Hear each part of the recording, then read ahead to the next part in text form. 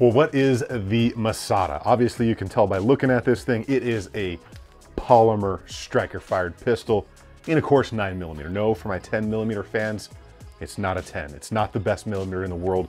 We've got to stick with the 9 on this one. So, poly striker-fired, it's going to be 17+1 capacity, and is very much in line with other modern striker setups like Glock or M&P. In fact, to me, this has a lot of M&P look and feel to it, and some of you may or may not feel the same. A little bit of differences here though.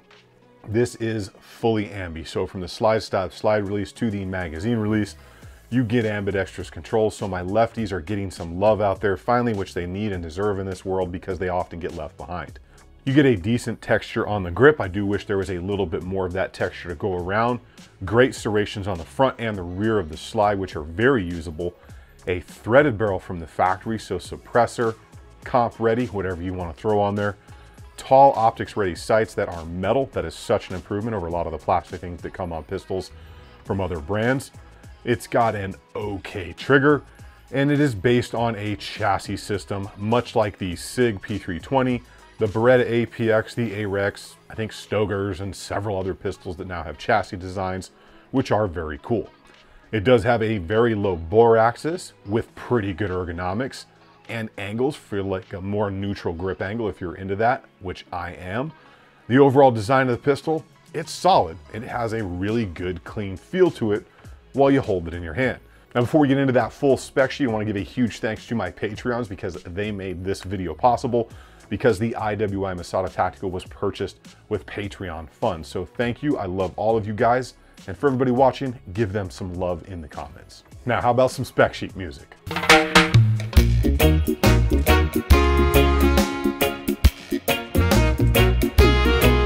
Some people love them some spec sheets. So how about that range performance? So like I said up front out there, this thing ran 100% reliable, whether I was using self-defense ammo, hollow point style ammunition, or basic 115 or 124 grain ball. Ran like a champ, no problems there. It does aim very naturally and has a great overall feel ergonomically to the pistol when presenting it on target. However, for me, that's just about where the positive stuff ended. Out on the range, I felt the trigger was just not great. I found myself having multiple consistency issues with it, from the pull to the brake, the over travel on it, which was extreme as compared to other things in the modern market.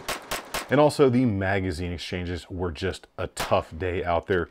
Due to how the inner portion of the pistol grip is made, there are several hard edges in there, which just seem to catch the magazine when doing exchanges time and time again. And I will roll some pictures of that in for you, but basically every time I did an exchange, it would catch right about there. As you can see, I can press as hard as I want, but based on how the mag is designed in there, it goes in like that on the inside of the pistol grip, it just gets caught right there a lot. And for me, that was a big problem. So anytime out there that I wasn't just perfectly on line to get that magazine exchange in there, it would get caught. And that to me was just a problem because I run a lot of different pistols here on the channel, a lot of striker guns, hammer fired guns, and I don't ever really have that issue to where when I go to do a magazine exchange, it gets stuck like that or caught like that time after time after time. To the point where I got so frustrated, it looked like this.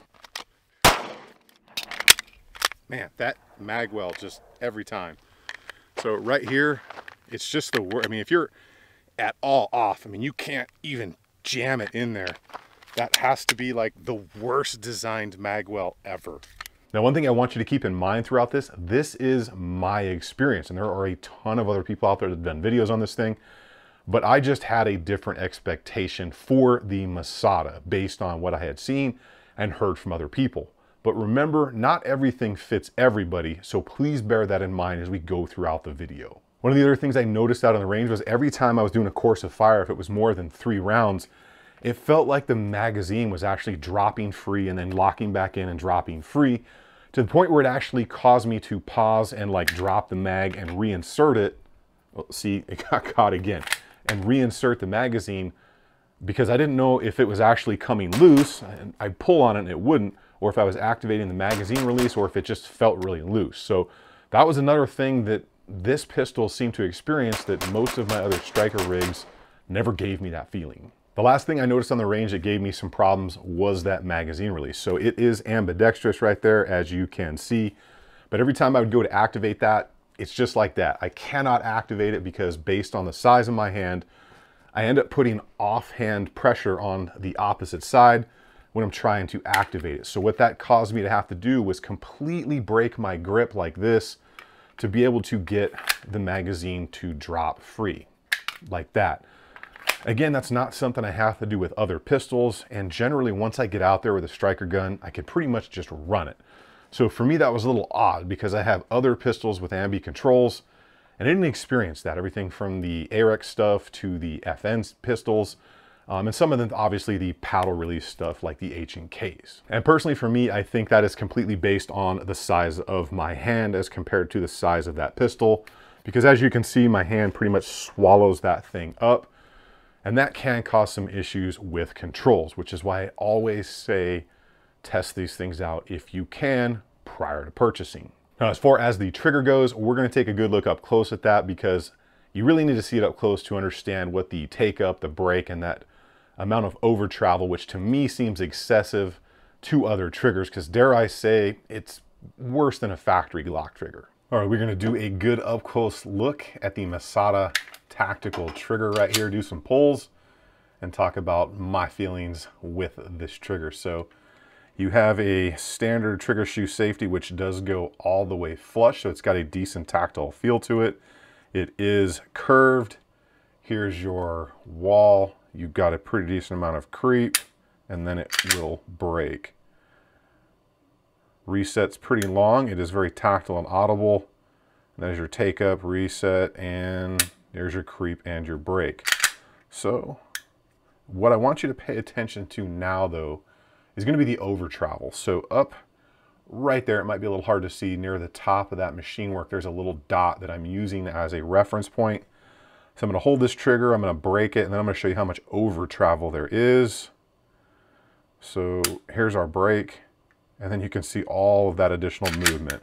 We'll do that again. There's the break, and then all that additional movement. So that is what caused me to have some really consistent issues as far as finding the break and the reset on that trigger. It was just how much travel there was back and forth. So let's go ahead and we'll do the standard 3 pulls here, as long as I don't get anything messed up. And we will see what our pull weight is.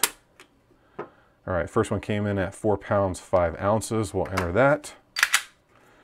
It feels right about 5 or so. I'll try and get a little lower, but that shoe is pretty slippery. All right, so 4.7. And our final one here jumped up to 5.2, acceptable. So overall, 4 pounds 10 ounces for our series of 3. Well, seeing all of that and knowing my experience on the range, what are my final thoughts on the IWI Masada in the tactical version? So for me, this really kind of sucks because I had much higher expectations for the Masada pistol. I had heard a lot of good things. I bought this with my own money here for the channel, thanks with the help of the Patreons, along with the Masada Slim version. But I also understand that most of this has to come down to me and fitting a pistol to your specific hands and your ergonomics, which is why I harp on that a lot when I talk about comparing one gun to another and fitting a pistol specifically to you. And I also always say, try these things out before you buy them, if any way possible, whether you go to a range and rent it and borrow it. Because if I didn't have a YouTube channel and I wasn't doing this for educational purposes, and I had a chance to run this pistol at a range, I would not have purchased it based on that experience, because it just isn't meant for me, and I don't want to have to train myself into one gun when it appears I can run just about every other striker and hammer-fired gun without real issues. But to make sure it wasn't just me, I also took this exact pistol to a couple of my friends who were about the same or similar size when it comes to body structure and hand size. And most of them, without telling them anything, had similar experiences. I just handed it over to them and said, hey, this is the new Masada, check it out and see if you like it. Most of them experienced specifically the same thing with the magazine release and the magazine insertion. So I don't know if it's just a thing with bigger hands, but it seems to be that the trigger was okay to most people, but when it came to the magazine release and the magazine insertion, those gave consistent issues with most of the people that I knew personally that got their hands on the gun. Now, having said all of that stuff, if the IWI Masada fits your hands and your ergonomics, the way this thing is equipped with the good overall feel, ambi controls, taller sights, threaded barrel from the factory, for the $440 that you can actually find the tactical version with all those options for, it's an absolute steal if it works for you. But again, I've got a test group of one, we are all different, and it just doesn't work for me. And that is what I've got for all of you today on the Masada Tactical. Keep doing it out on the range. Huge thank you to all of my Patreons out there. Definitely let me know in the comments down below what you think of the IWI, or if you have experienced something similar with either this or another pistol out there. Get out on the range, have some fun. Remember, if you stay ready, you ain't got to get ready. I will see you all on the next one.